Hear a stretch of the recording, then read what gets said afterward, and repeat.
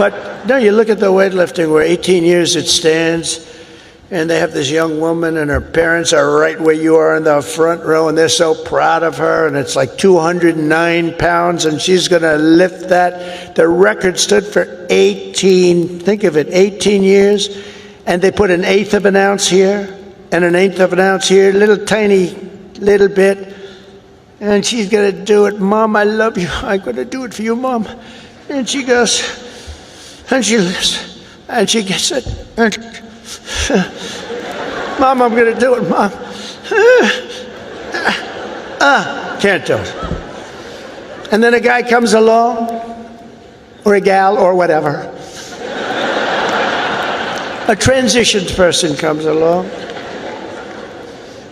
And he was a failed weightlifter as a man. We didn't see her much on the campaign trail, and we've barely seen her at all now that Donald Trump is unfortunately president. And of course, I'm talking about his wife, Melania, who's barely come up at all during this presidency until Donald Trump brought her up in what was an incredibly strange meltdown of a speech at the University of Alabama, when Donald Trump brought up Melania against her wishes, explicitly talking about how angry and humiliated she would be for Donald Trump to say what he said. Something that was barely covered by the media, and he is only bringing up because of some recent legal WOs that we are going to get into. But before we do, if I could quickly ask you to leave a like on this video, and if you haven't already and you enjoy our channel, to hit that subscribe button. It goes a long way and it really does mean a lot to me. Now, there is a reason that Donald Trump brought up a topic that Melania has clearly begged him not to. And for an explanation of what that is, we have to start with Donald Trump's interaction with Maine Governor Janet Mills from just 2 months ago. The NCAA has complied immediately, by the way. That's good. But I understand Maine. Is Maine here, the governor of Maine? Well, down here. Are you not going to comply with it? I'm complying with state and federal laws. We are the federal law. Well, you better do it. You better do it, because you're not going to get any federal funding at all if you don't. And by the way, your population, even though it's somewhat liberal, although I did very well there, your population doesn't want men playing in women's sports. So you better comply, because otherwise you're not getting any federal funding. See you in court. Every state, good, I'll see you in court. I look forward to that. That should be a real easy one. And enjoy your life after governor, because I don't think you'll be in elected politics. So, Donald Trump was attacking Governor Janet Mills because she was planning to follow the state and federal law and protect trans athletes in schools. That's the law in Maine. She was going to follow it. And of course, Donald Trump's threats was that he was going to completely defund schools in Maine. He was going to ruin the career of Janet Mills. He was going to take her to court. He said that, oh, you'll never see collected office again. You're going to lose that battle so badly. And is that what you think happened? Number. Because Donald Trump has been suffering loss after loss after loss in court. And so today, Janet Mills had some pretty great news that she shared right here. A few months ago, I stood in the White House, and when confronted by the President of the United States, I told him I'd see him in court. Well, I did see him in court, and we won. I am so pleased to say that Aaron Fry's able representation of the state of Maine has resulted in a binding agreement by the U.S. Department of Agriculture, Brooke Rollins and all of her staff, whereby they agree to refrain from freezing, terminating, or otherwise interfering with the state of Maine's access to USDA funds allocated to any official or agency or department of the state of Maine based on alleged violations of Title IX. So Janet Mills has come out on top, as really everyone who's bringing legal challenges against Donald Trump is recently. It's the reason we've seen him lean on intimidation so much, because he knows he's becoming less and less powerful and more unpopular by the day. It's the reason since day one of this administration, I've been calling for big institutions to not bend the knee to Trump. We've seen that from universities. We've seen it from corporate media. We've seen it from Wall Street. And when does it ever work out for them? You have to stand up to Trump. Mark Carney talked about this and is a great example. Does he call him the governor of Canada? Number Janet Mills is a great example. She just won her lawsuit.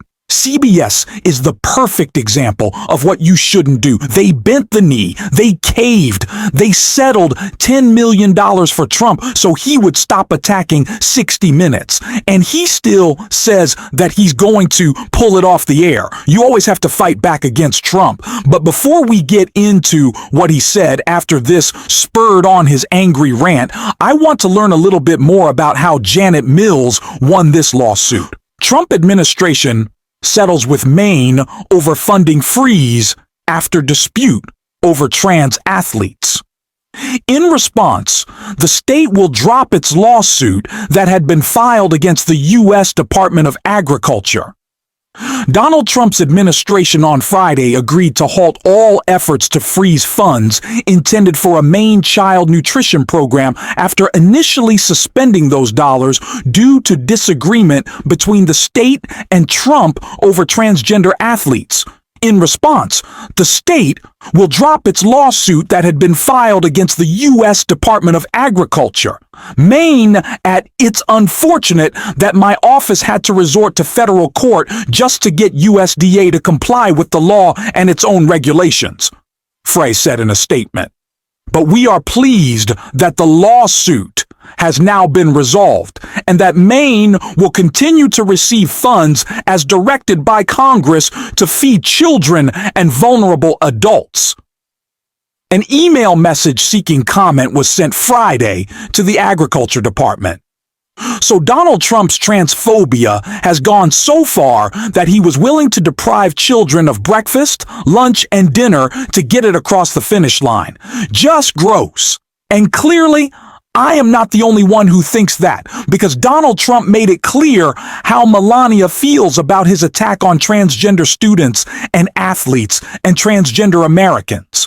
When he said this, it kind of threw her under the bus in his speech. You ever see the weightlifting where they have a record that wasn't broken in 18 years? And they have, should I imitate it? You know, my wife gets very upset when I do this. She said, darling, it's not presidential. I said, yeah, but people like it. Should I do it or not? All right, I'm in trouble when I get home, but that's okay. What the hell? I've been in lots of trouble before. But no, you look at the weightlifting where 18 years it stands, and they have this young woman, and her parents are right where you are in the front row, and they're so proud of her, and it's like 209 pounds, and she's going to lift that. The record stood for 18, think of it, 18 years, and they put an eighth of an ounce here, and an eighth of an ounce here, little tiny, little bit, and she's going to do it. Mom, I love you. I'm going to do it for you, Mom. And she goes, and she lifts, and she gets it, and Mom, I'm going to do it, Mom. Can't do it. And then a guy comes along, or a gal, or whatever. So, not only did he say that his wife was going to be mad at him for the disgusting transphobic remarks that he made, he then humiliated himself in his weird little meltdown on stage. Was that a win for Trump? How did he see that as a win?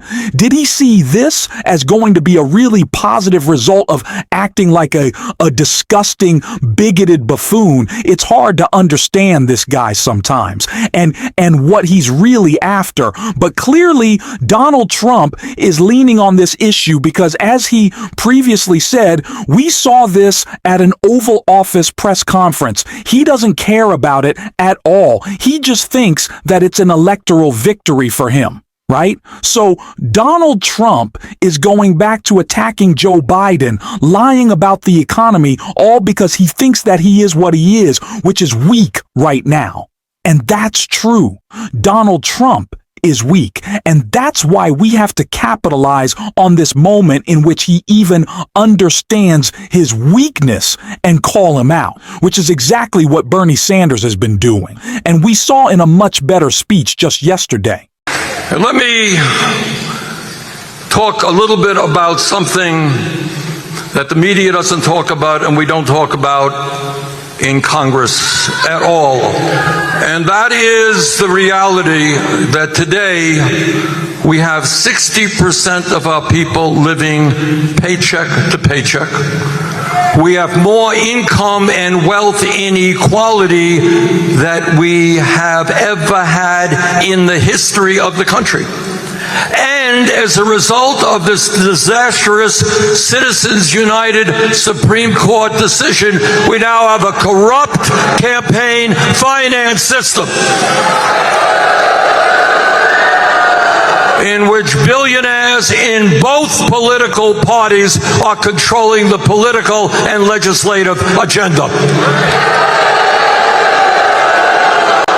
And I think this is an issue, whether you're a Republican, progressive, conservative, whatever you may be. Nobody thinks that American democracy is about Elon Musk contributing $270 million to elect Trump and then becoming the most important person in government. So, brothers and sisters, when we talk about the future of America and our political system, at the top of our agenda must be the need to end this disastrous Citizens United Supreme Court decision.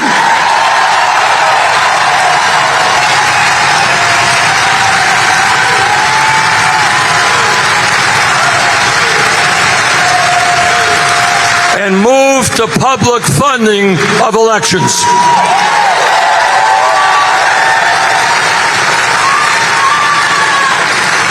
Now, let me tell you something which you're not going to hear much about in the corporate media, and you're not going to hear much about in the halls of Congress. And that is that today,